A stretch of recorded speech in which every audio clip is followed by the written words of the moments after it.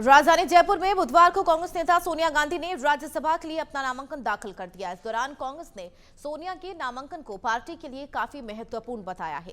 बताया चले, पूर्व पीएम मनमोहन सिंह राजस्थान से राज्यसभा के सदस्य रह चुके हैं। मनमोहन सिंह ने इस बार चुनाव लड़ने से इंकार कर दिया। इसी कारण पार्टी अब उनकी जगह पर सोनिया गांधी को राजस्थान से राज्यसभा भेज रही है।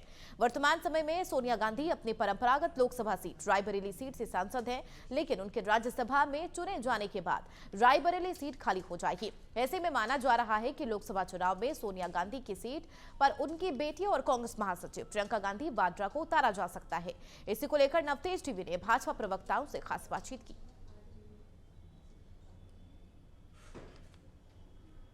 कल राजस्थान से राज्यसभा का टिकट भरा है और उसमें सबसे रोचक बात यह है उनका एफिडेविट। उनके एफिडेविट में कई प्रकार के जो ब्यौरे हैं, उनके संपत्ति का ब्यौरा, जैसे उनके पिताजी की संपत्ति में भी उनका हक है।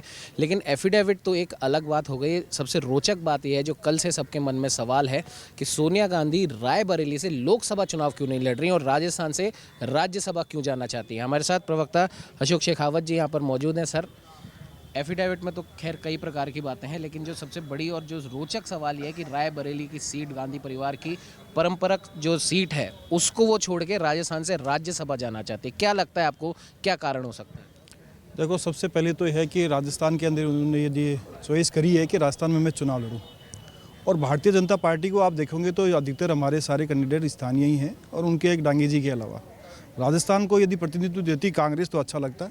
यदि सोनिया गांधी जी को दिया है तो आप गत 3 चुनाव आप देख सकते हो कि कांग्रेस का वहाँ ग्राफ काफ़ी कम हुआ है और पिछली बार के चुनाव 2019 में 1,67,000 के लगभग वोटों का अंतर रहा। किसी समय उनको 73% वोट मिलता था, वो घटता घटता इतना आ गया कि भारतीय जनता पार्टी कहीं 4% लेती थी और गत चुनाव में जाकर के 38% लेके आए वोट। यदि सपा का यदि सहयोग नहीं होता इन सालों के अंदर तो वहाँ से रायबरेली से सोनिया गांधी जी नहीं जीत पाती। तो यदि वहाँ से लड़ते तो कांग्रेस यूपी में मजबूत होती, लेकिन उनको पता है कि यूपी में हमारा जनाधार नहीं है। उससे पहले राहुल गांधी जी भी वहाँ गए और उसके पश्चात प्रियंका गांधी जी भी गई और उन्होंने नारा भी दिया, लेकिन वो नारा नहीं चला। अब उस धरती को छोड़ करके उस यूपी जैसे कि जिसमें 80 के लगभग सीटें आती है और राजस्थान में आए हैं तो उनका पार्टी का अंदरूनी मामला है, लेकिन उनका जनाधार जा रहा है। इसी प्रकार से राहुल गांधी जी देख लीजिए, जब जाकर के केरला के वायनाड से चुनाव लड़ते हैं और अमेठी से वो चुनाव हार जाते हैं। सुरक्षित सीट जीतना और सुरक्षित जगह जाना, यह गांधी परिवार की एक खासियत रही है। ऐसी जगह नहीं जाते जहां पर ये संदेश मिले कि उस क्षेत्र के अंदर सभी वोटों का हो और सीटें अधिक से अधिक कांग्रेस जीत सके। भारतीय जनता पार्टी के बड़े शीर्ष नेतृत्व हैं, वो आप देख लीजिए ऐसी सीटों पर जाते हैं जहां पर हमें बढ़त मिलती हो, सीटों के अंदर हमारा इजाफा होता हो, लेकिन कांग्रेस इस प्रकार से काम नहीं करती।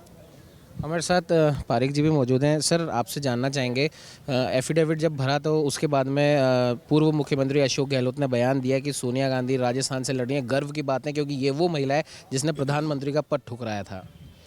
प्रधानमंत्री पद ठुकराया नहीं ठुकराया ये तो अलग बात है, लेकिन वो बेल पर है।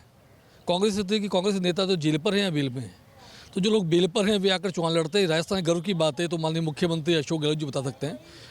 हार का डर और भय, इनसे भागकर यूपी से रायबरेली से भागकर यहाँ पर पहुंची सोनिया गांधी। यदि गर्व का विषय तो निश्चित रूप से कांग्रेस का पतन का कारण भी यही है। देखा आपने जिस प्रकार से भाजपा के तमाम लोगों का ये कहना है कि सुरक्षित सीटों की तलाश जब ही की जाती है जब कहीं और से हमें हार का डर सता रहा हो, और शायद यही सबसे बड़ा कारण था कि लोकसभा में पिछली लोकसभा चुनाव के दौरान राहुल गांधी 2 सीटों से लड़े थे और वायनाड से वो जीते और अमेठी से वो हारे। और शायद यही वजह है कि कांग्रेस की सबसे बड़ी नेता कही जाने वाली सोनिया गांधी को भी आज सुरक्षित सीट तलाशने की ज़रूरत पड़ गई। सहयोगी कैमरामैन राकेश के साथ उमंग माथुर, नवतेज टीवी, जयपुर।